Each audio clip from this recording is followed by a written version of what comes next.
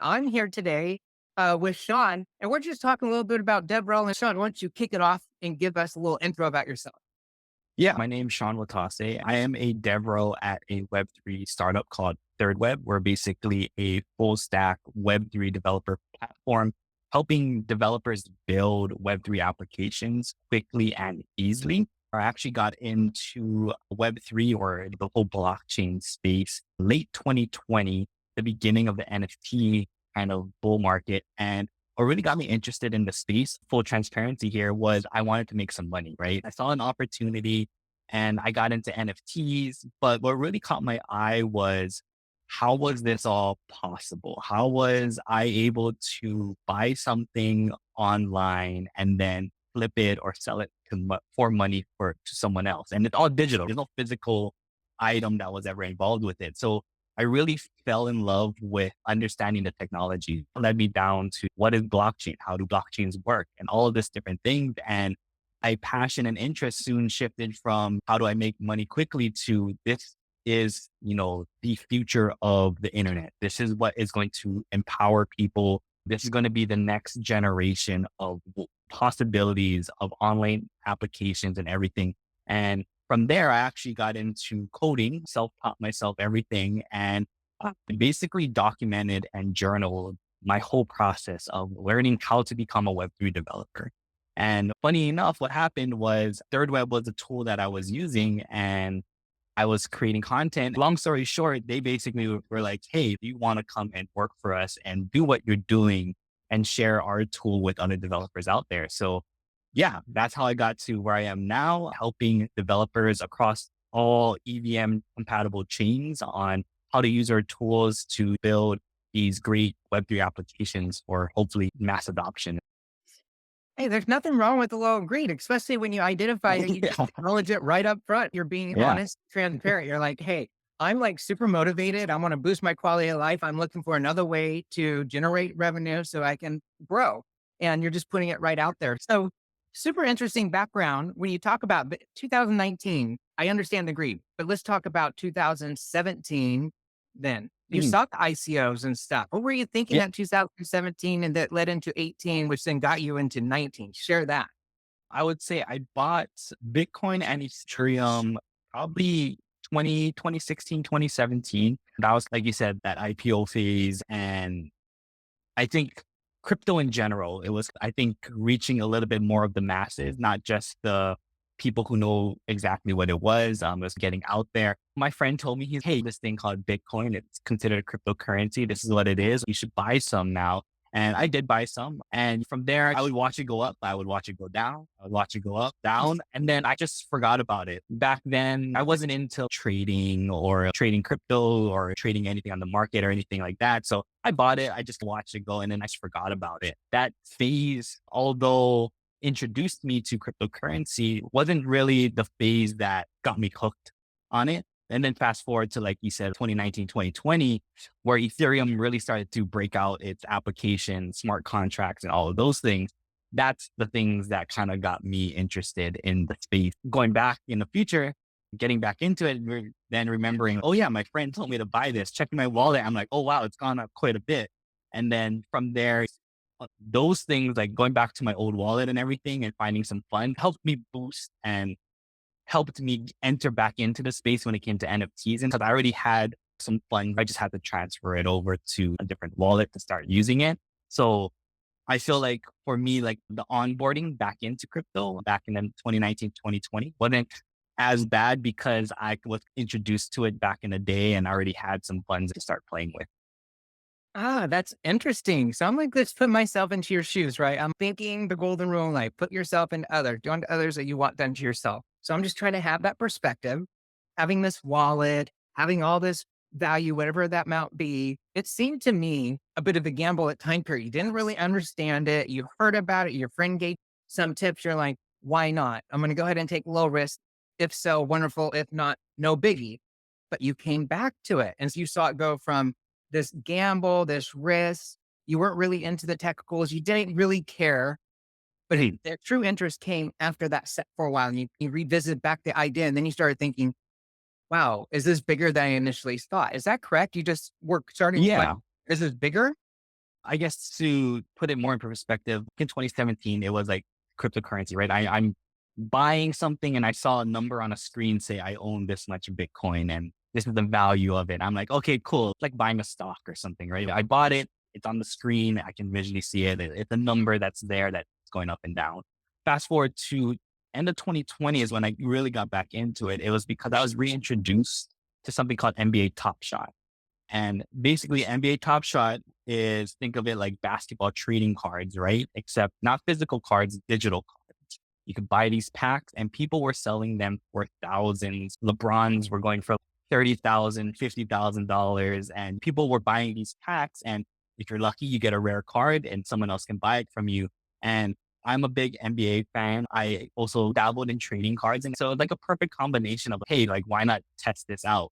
Then come to find out why all of this was possible was because of blockchain technology also made cryptocurrency possible, and those two things connected. But I think if I were to like even take a step back and look at myself, the one thing that got me back was, like I said before, it was just numbers on a screen. And then coming forward, it was, okay, this is something a little bit more engaging, something a little bit more gamified. There's an image to it. You can think of it NFT like cryptocurrency, right? But this one, there was a basketball highlight attached to it. And people were enjoying the fun collectible aspect of it that you could do with these. So I think it was the same technology with a different skin on it that brought me back and much more interested, which then allowed me to go deeper into it. That's interesting. Now, there might be some folks wondering what an NFT is. Maybe they're just jumping into it. Maybe you're watching this now and you're like, what the heck is an NFT? It's a non-fungible token. That means there's only one to exist. There's no other duplicate. Sean just mentioned a collectible. A collectible is just that. It's a one of a kind, right? You have this unique collectible. There's only so many amount that's been printed. It's verifiable, and you can go ahead and use that for a medium of exchange, whatever that might be. That's a non-fungible token. And the industry is looking at non-fungible tokens as ways to enhance communities, ways to look at value proposition, art, collectible. It goes so much more. It goes even to events in the way that we utilize everyday stuff. When you think of things like you mentioned stocks, can an NFT be a stock? It could be. We could go ahead and start transitioning things of value into NFTs. Maybe that's the right or wrong choice. Let you decide, but that's still the technology. And it's very disruptive. And that's essentially what Sean's talking about, was this disruptive nature of NFTs. So Sean, you look at this NFT. What was your first thought when you heard of NFTs, by the way? What was it? Were you like, what the heck? I'm trying to remember what my first thought was. I would say it was more of how is this possible? How am I buying a pack of digital cards for, let's just say, $50, and I'm able to then put it on a marketplace, and in return, I'm getting like $200 back. Like that is like, to me, it was just mind blowing. And that's where, for me, I love technology. So for me, it was, how is this possible? What's happening behind the scenes? That, like, is this really a scam, or is there something going on here that I'm just not seeing being shown to me? And that's where I learned more about what blockchain is. And I think that's the common misconception that a lot of people had with NFTs, cryptocurrency, is no one understood the layer that's below it.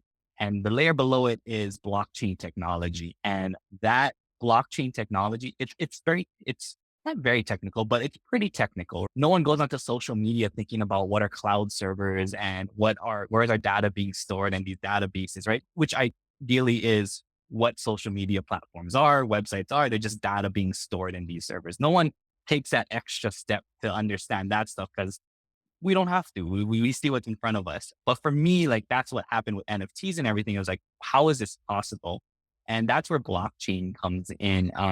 If you really start to understand blockchain technology, I tell people, is that's when you start to understand the potential and the possibility of what you can build on top of it. Yes, there is crypto and there are scams, and it doesn't really have the best name to it. Same with NFTs, right? But that goes the same for any other piece of technology out there as well. You could have been a part of a marketing scam or something back in the 2 days when you're selling false products or anything like that. But when you start to really dig deep and understand the good sides of it and what it can become, on an understanding blockchain, I think that's where people start to really understand the power of NFTs, like you mentioned, tickets or representing pieces of art. And then you look at cryptocurrency, like it is basically a digital form of currency, but we're not able to just print things out of thin air and not being fully aware of where it came from. We could argue the US dollar. Government can print a US dollar when they feel the need for it and they need to put some of it back into the economy. You look at blockchain, we can do that, but we have a full record of, and it's visible and transparent to everyone on who did it, how much was done. Like all of these things are available for the public to see. And without getting too technical and everything, if I were to suggest to people who are maybe on the fence or maybe slightly skeptic about cryptocurrencies and everything, look at explainer blogs or videos of what blockchain is. And if you understand that stuff, you'll start to understand all these other pieces that come and are being built on top of it. Oh my goodness, Sean. There's so many pieces. It's layered like an onion. When you look at Yeah. tech, you look at Web 1, Web 2. Now we're talking about Web 3, which is a third generation of the internet. This ethos that's globally available. It literally has all these layers and it's super confusing for the everyday person. Like it's still nascent, right? It's still not available for everybody. I looked at your background and something that was super cool that I wanted to do a shout on is that you understand what it's like for end users. You know what it's like to be connected to these devices. You worked at Apple, right? And you got to dig into that like user mindset, how to get the user to just work with the technology instead of trying to understand all the underpinnings of the technology, all the layers of the onion. Maybe you can like, allude to that because there's a transition that you went through where you had no trust, you're questioning it, you thought it was a scam, it was just a gamble. And then now here it is, your career's in it, you're full in, you're committed. Essentially, you are helping champion the next generation for connected services. So allude to that, the user side of it and where we're going next. Yeah. So I think when it comes to the user side, and the great thing, I see both sides. I get to work with both sides of the spectrum. On the developer side, and I would also add the business side, you need an understanding of this technology. If you look, let's take a Web 2 example. You're a business owner, and you used to sell items out of a shop, a physical shop, right? Then we moved to online e-commerce. You had to learn what e-commerce was and how it works in order to add that value to your business. You have to learn what it was, how it works to add e-commerce to your physical store that you used to have. Same thing goes with Web3. If you want to add the functionality and features that Web3 offer, as a business owner, you're still going to have to understand the top level of how it works, how is it beneficial. You're going to have some technical understanding of how to implement it into your business. Same goes with developers. You have to understand the technology if you want to build these applications and everything.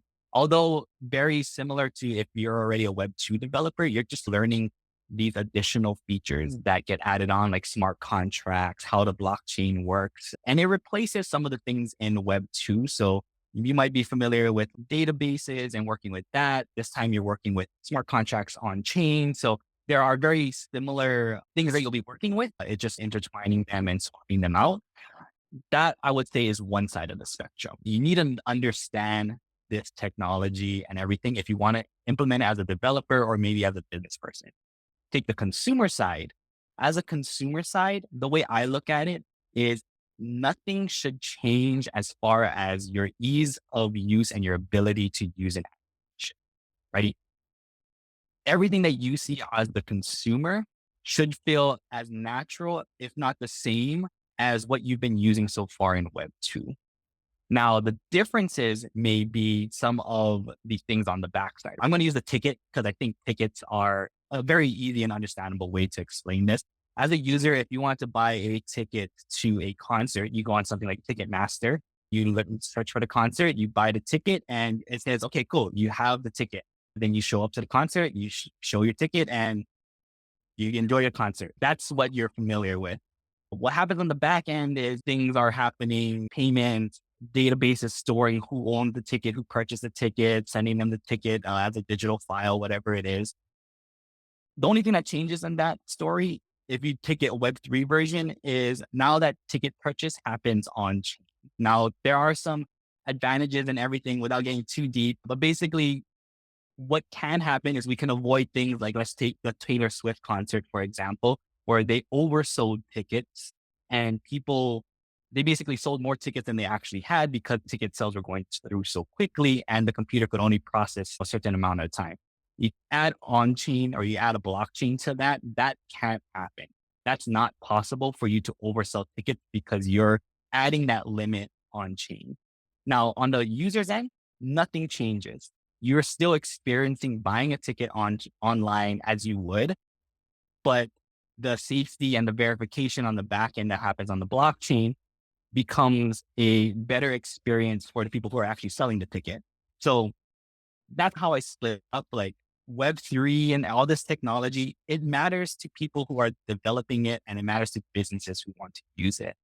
To a consumer, none of this should ever change. And it's our job as developers and businesses to make that transition seamless. I shouldn't have a customer and I have to explain to them like, okay, this is how you're going to make a wallet. This is what I shouldn't have to explain all of those things. It should just be a natural progression of the user experience on there. And Yeah, for the user, it should just work like Apple yeah, device. An Apple device, it just works. Oh, you have one that's 5 years old. Guess what? It looks like the latest one that just came out. Why? Because it just works. The user experience is always right there in the forefront of companies, very successful like Apple, which is focusing on disruption, looking at technology as a way to grab a hold of marketplace. And 20 years ago, the market share of Apple is vastly different than what we have for market share today. Why? That's because Apple focused on the end user, making it as seamless as possible. This has got to be the largest challenge in regards to the industry. We're so early on, the builders in this space, building the CEOs, founders, so forth, everybody working, business, product, you name it. This area is riddled with problem sets that are constantly being faced with challenges fully focused on the user is the biggest challenge. When we're looking at blockchain, that social engineering side of blockchain, what is it? How it provides value? It's the mutability of the record set. We have one block on the chain, that block then gets added with a new block coming in, and now it steals the previous block. That previous block of data cannot change because a new block is now written, preventing the previous block from ever being modified. It's immutable. That means you cannot modify it. You cannot change. The only thing you do is append new data on top of it. It's just an append database. But how can you utilize this append database? What can you create that's going to be amazing, that's going to disrupt the world? And it's really about the users, how we're going to provide them value. It's like the microwave oven in your house. If you should just be able to warm up your food, type a number and press start. Nobody cares, Sean. Nobody cares how the microwave oven works. Have you had a conversation yet in regards to the operating system or the language that's available for writing apps on the microwave? no, Yeah. Did you know that? Do you know what the number one appliance language is of all time? What kicked off software programming? for appliances, I have no idea. Fun fact, it was Java. It used to be called Oak Data Systems. It was Oak Data System. It was in a coffee shop. They're drinking. They're like, oh, Java. Created Java, focused on appliances. And then here we are today. It evolved. Oak Data Systems turned into Java. Took over the world, and with the ability to have client side, serverless coding, all sorts of fun stuff happened with Java. It really grew and gave things and provided and propelled the open source community with things like Android. But we're talking technical, right? Who cares Android operating system? Who cares about the past of Java? Technically, I do because I'm technical. I have an engineering background. Sean, you do as well. I'm sure you're probably going to look this up and fact check it. And I hope you do because it's a fantastic history. Because the more that us folks that are technical, we start digging in more into the everyday person, it's really about how do we make these things as good as the microwave oven in our kitchen? Like, to Mhm. me, that's the biggest problem. Yeah, yeah, I totally agree. Right now we've gone through this, I would say, this time span in this era over the past couple of years. I think we understood with the whole craze of NFTs and everything, the potential use cases of this technology, but we noticed the one big roadblock was the user experience, right?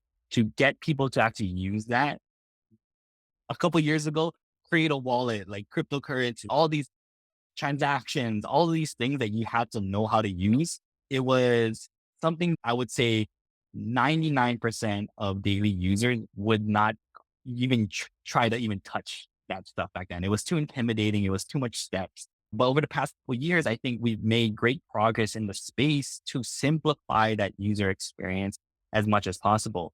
And if you haven't known it or not, there might be actually some applications or things that you're using even today that have this technology built into it. There are a handful of mobile games that are doing really well on like the App Store and everything that have blockchain technology built into it.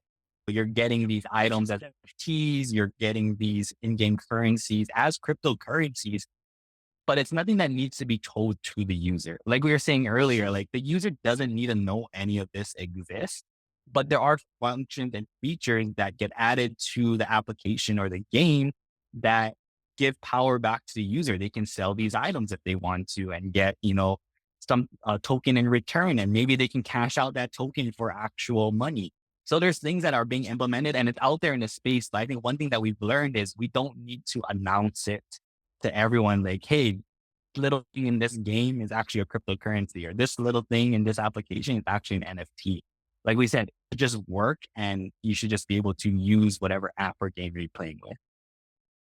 I love games. All right. I was just playing a game earlier this morning, just to kill a couple of minutes of time. And I was thinking earlier, I was like, wow, it would be super cool if we can start transferring in-game assets cross platform. And I'm just wondering why we haven't done that yet. Like the technology's here and everybody trying to silo that value into their ecosystem versus thinking about cross app propagation. And with blockchain, we get cross app propagation. Like we can go Hmm. cross chain, we can cross chain these assets and we could put them all in every single game that would want to incorporate, which is something I believe you're doing with Third Web, right? Like one of the goals with Third Web is to simplify the development process by reducing the lines of code to implement these functions like in-game assets. Or when I reviewed Third Web, I remember to talk about RPC. And to me, so I'm back in, I know a lot in development, RPC typically stands for remote procedure call. And I'm just thinking when I'm seeing this, are we talking about remote procedure call on Third Web when we're talking about games, or does that mean something different like MPC, non-player control? Yes, I'll take a step back and explain what we do at Third Web. So we're basically a developer platform that create a bunch of different tools for people to build Web3 applications or games. So we have an SDK, we call it our Connect SDK, and you can use it with frameworks, like you can use it with React, Vite, whatever you're building your application on. We have our SDK is able to provide you with the tools and everything to easily and quickly build Web3 applications. The one thing we noticed with the space is it moves very quickly. One thing could be set in stone in 1 week, and 2 weeks later, it could be a totally different direction, or maybe something else is someone created something else and implemented something else and it changes drastically. And what we wanted to help the builders and developers with is how do we help you build and ship products as quickly as possible? So one, you can maintain and keep up with the space, but two, you could also get feedback from your users, which I think is such a big part of, building in this space right now is the quickest way to get your app to that point that you want it to get to is from your users, right?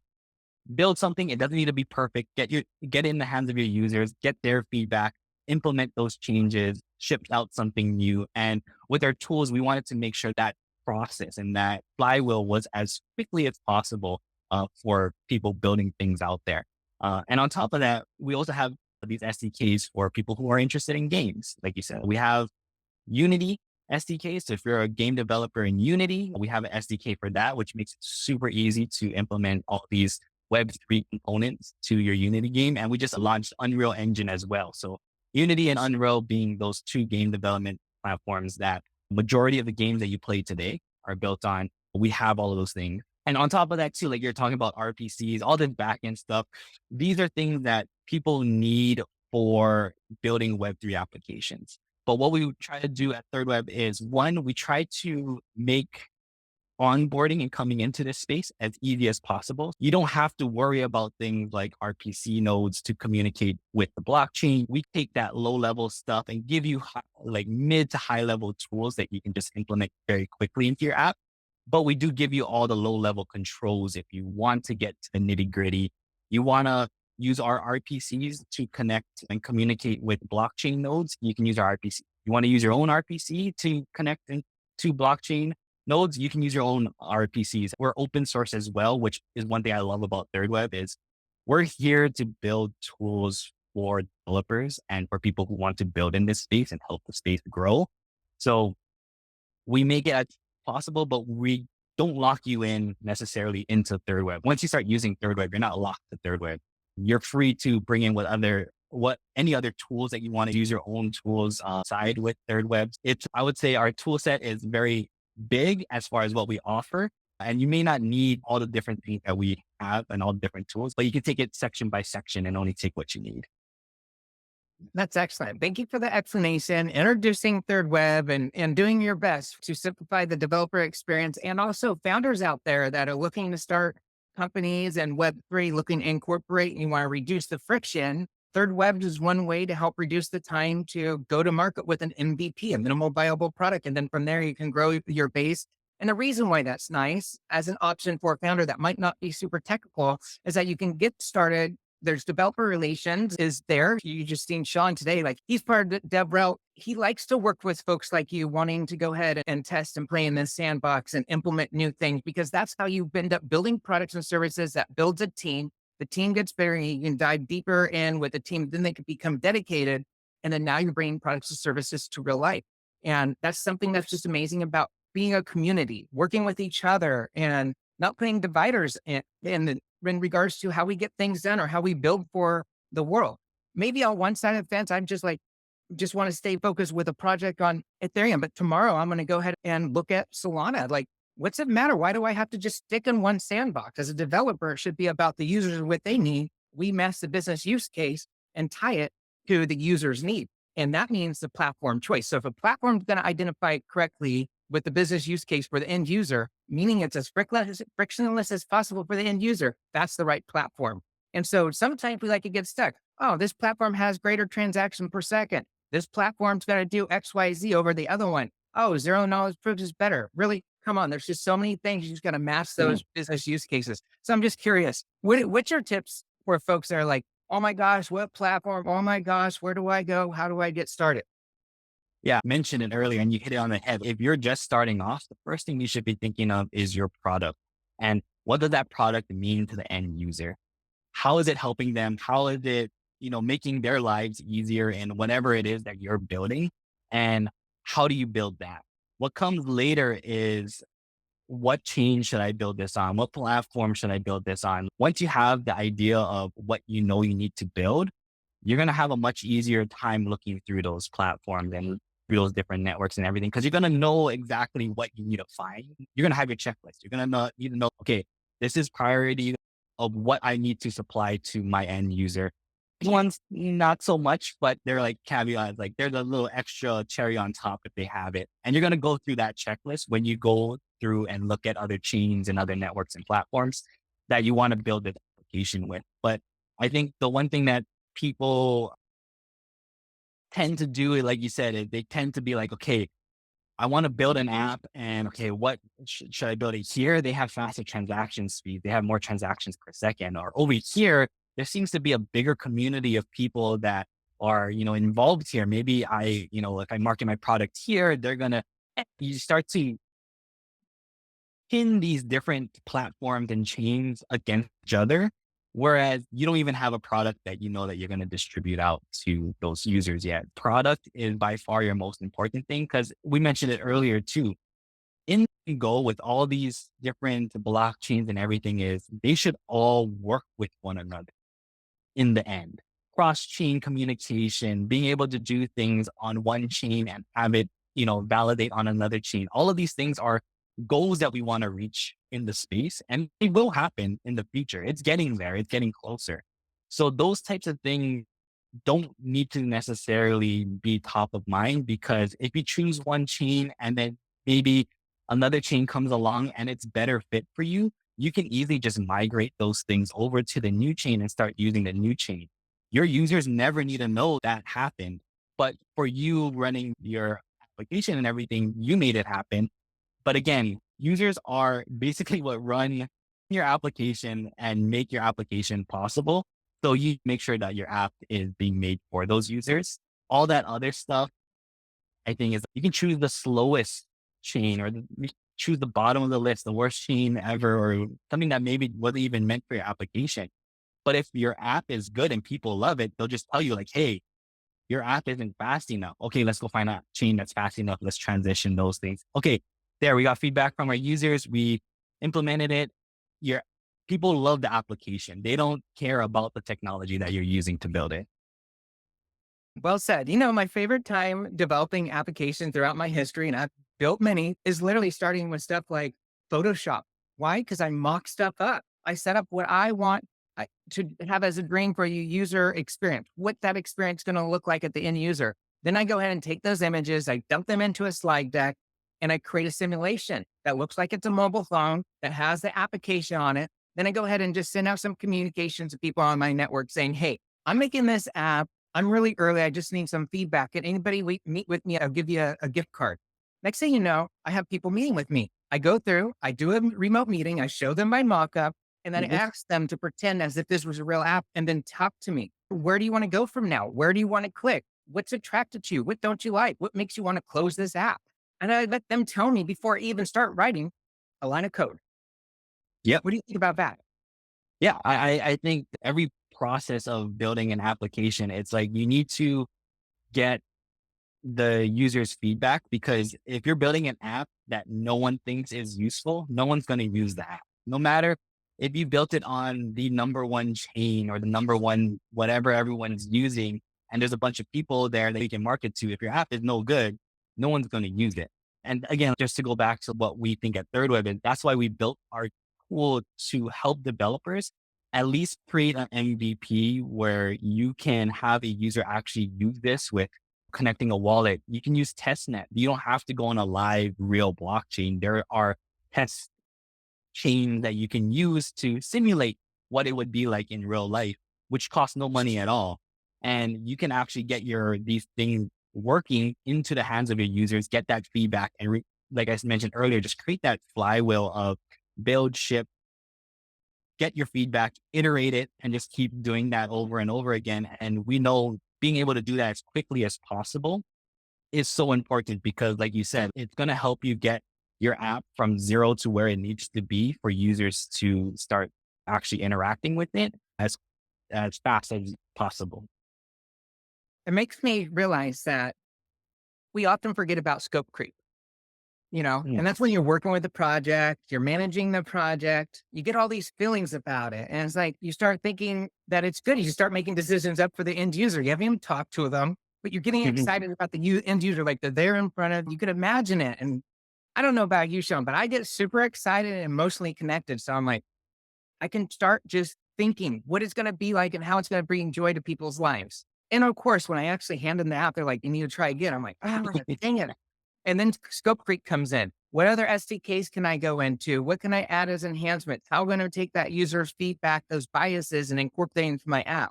What I learned early on is that we have to filter these biases. Not any one person is correct. Myself, the end user I'm talking to, it's really about a collective group of feedback so we can assess and then in a sense protect against scope creep. So if you don't know what scope creep is, it's typically when you have a project, you have defined milestone. Milestone one, we're building backend infrastructure. Milestone two, we're implementing front end user interfaces. Like these are core milestones for software development. And sometimes what people like to do is let's add this new feature in. Let's go ahead and manipulate this and let's do this other thing with a new widget. And you're like, well, those are four new items and we're going to incorporate those in on this milestone. That's scope creep. Why is that important? It expands the timeline for deliverables and it adds stress to your team because everybody wants to deliver on time. So it's things like this that it's universal when we look at things like what's the difference in working on Web 2? What's the difference in working Web 3? They are strikingly similar. You still have to deal with scope creep. You still need to worry about the SDKs. You still need to care about your end users and you got to focus on value. Yeah. Yeah. I totally agree. It's the exact, like if you're a Web2 developer looking into Web3 development, there I would say the easiest way I've told some people is there's just maybe a language or two that you need to learn. Maybe if you want to do smart contract development, you have to know Solidity, which is just basically smart contracts. But you don't need to know that in order to become a Web3 developer, because people build smart contracts, you can just take the things that they built and you just build a front end for it. And the great thing about if you're someone who's looking from going to Web 2 to Web 3 is you are still using the same frameworks that you're using in Web 2. You can create an app using React. You can use JavaScript. You can use TypeScript. Like all these things are still the same. The concepts of like, instead of interacting with maybe a database, you're interacting with a smart contract. You're reading data from a smart contract instead of your Supabase or something like that, or some database that you're using. You're essentially doing all the same things. It's just you're just redirecting it a little to something else. But that's the great thing that I love too about talking to people is you can take all of these ideas and concepts that you might know about blockchain and Web3, and you can easily build. I'm not even a developer at all. And I see Web2 development and Web3 development. I'll be honest, I think Web3 development is an easier path to take because interacting with things like the blockchain, in my opinion, is easier than interacting with a database because you're not having to worry about all those things. Like the blockchain is taking a big chunk of the work that you would normally do out from under. You don't need to do certain things because the blockchain is going to take care of, making sure the data is correct, making sure that the data is updated. All of those things are taken care of over there. So if you're someone who's not even taking a step forward into which area you want to go and you're looking at Web 2 or Web 3, just learning wise, I think Web 3 is an easier path to go down. Now, that may be different if you're looking for career opportunities. I can't speak into the future on what that looks like. But if you're just looking to learn and build something, I would definitely say learning Web3 is definitely easier than learning full stack Web3. I'll be clear on that. Full stack Web3 is easier than we're learning full stack Web2.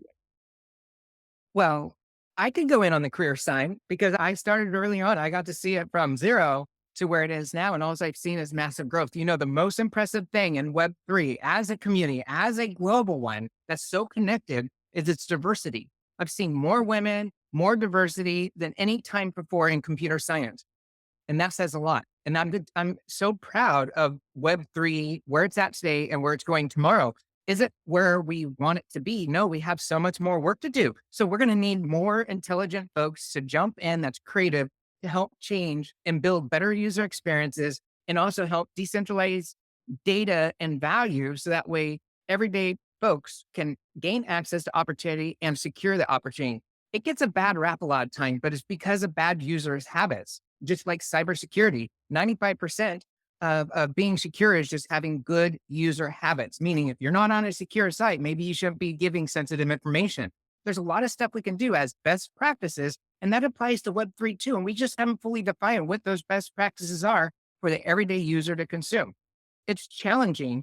And when we look at things like smart contracts, it's confusing because, like you mentioned, Solidity is just another programming language like Java, like JavaScript, SQL. You're talking about database. SQL has its own database, has its own language set too. You're going to have to, with any platform, there's always syntax as the language that's required to go ahead and do a program that gets compiled to run a thing.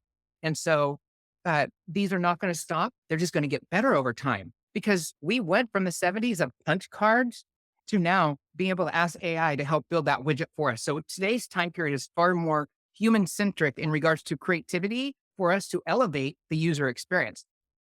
The only reason why there's that stigma that crypto has a bad rap is because you only hear the bad things about it. I compare it to cybersecurity in Web 2. You only ever hear if there's a hack or someone got breached. You never hear of companies in the news that have good security.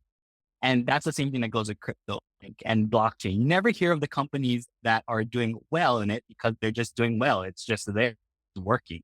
You only hear of the bad things because someone lost a bunch of money, or you only hear of a company got their data breached and everything like that because that's the negative news and everything. So I advise people like, just because you hear something in the news doesn't mean it's all bad.